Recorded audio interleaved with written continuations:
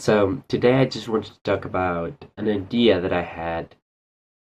I realized that I start a lot of videos the same way by saying that, but it's really, it's kind of the point of the whole series. So yeah, it makes sense why I start that way. But yeah, so I had an idea, right? And I like a lot of topics. I'm into a lot of topics, but one of the topics that I like, you know, informing myself about. Not really, one of those guys that their whole life is this topic, but I like, reading into politics and, informing myself on how people are voting or how people want, what change people want, and all of that. And, you know, I just read, basically watch videos about politics from time to time, but again, I'm not really really into it. I just, like to be informed about it. And an idea I had a long time ago is, well, we have universal suffrage in most of the Western world.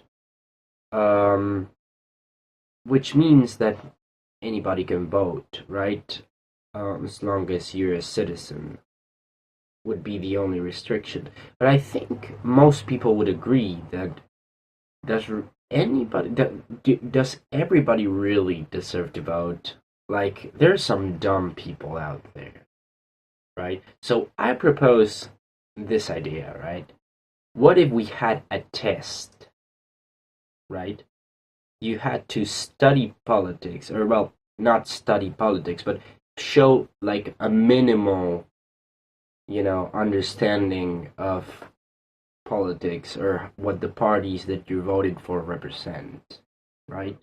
And I guess this doesn't really work that well in America because you only have two parties there, but in the rest of the world where we have more than two parties usually, you know, in the UK, in Spain, where I live, in Portugal, in France, really in the whole of Europe and most of the world, most of the world has more than two parties at a time. So it's hard to really know exactly what every party represents. But I think you should show that you have like a minimal understanding. Like me, I don't really memorize or read the the uh, base beliefs of every party, but I do have an understanding of what every party means. That means that when I go to vote, I know what party will represent most of my beliefs. There is never going to be a party that represents exactly every belief that you have, because that would mean having thousands of parties and nobody would ever get elected, right? But, you know, I can safely say that I would make a really good um, voter because I am informed. Whether you agree with my beliefs or not doesn't mean that I know what party, but doesn't mean that I don't know what party represents my beliefs the best, right? And that would be ideally what every voter. That would be ideally the qualities that every voter should have, right? A voter should know every single party that's available, or well, maybe not every single party, but the major parties that are available to vote, and they should know what their beliefs are and if they align with their own. They in the test, I think if this would were implemented, I think should be made by the judicial branch of government, because I think they're the most. I mean, you can corrupt them, and there are many corrupt judges and stuff like that. But you know, I feel like it's the hardest one to corrupt because government, because the you know the president and all of the sorry guys, I got interrupted there. I was gonna say that um the people in the political side of government, president and the parliament and all of these people are easily corrupted. Like we've seen it time and time again that they're really easy to corrupt, and they can buy votes. They're really, how do I say, they're too invested into the elections and all of that. And then you've got the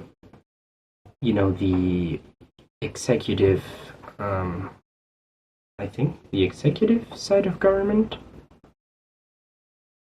or is that, I don't know. But the thing is, the point is that the judicial part of government, I think, is the most uncorruptible, right, of them all. And yeah, so I think that they should make this hypothetical test. I also think that it is important for the test to include certain things about the political parties, like if they have been involved in something sketchy in the last years, if their president or their leader in that moment has been arrested or has been convicted of certain crimes, or if stuff like that. And I think that probably it shouldn't be made too hard, because if you make it too hard, if you make it so that people actually have to study for the test, then nobody's going to vote, and then the people that vote are going to be a very small percentage, and it's not going to be representative of the whole citizens, of the whole citizens. Sorry, they're not going to be representative of all the citizens, right? So I think it should be made easy, but just hard enough so that if you really have no idea what you're even voting for, then you shouldn't vote, right? So yeah, I mean, there's really not that much to say today either. Gosh, I've made 3 videos in a row where I don't really have that much to say. They're really just short ideas. But yeah, tell me if you want in the comments if you think this is a good idea, or if this is a terrible idea, and I'm just bringing back segregation or something. But yeah, anyways, that's all for today, guys. See you. See ya.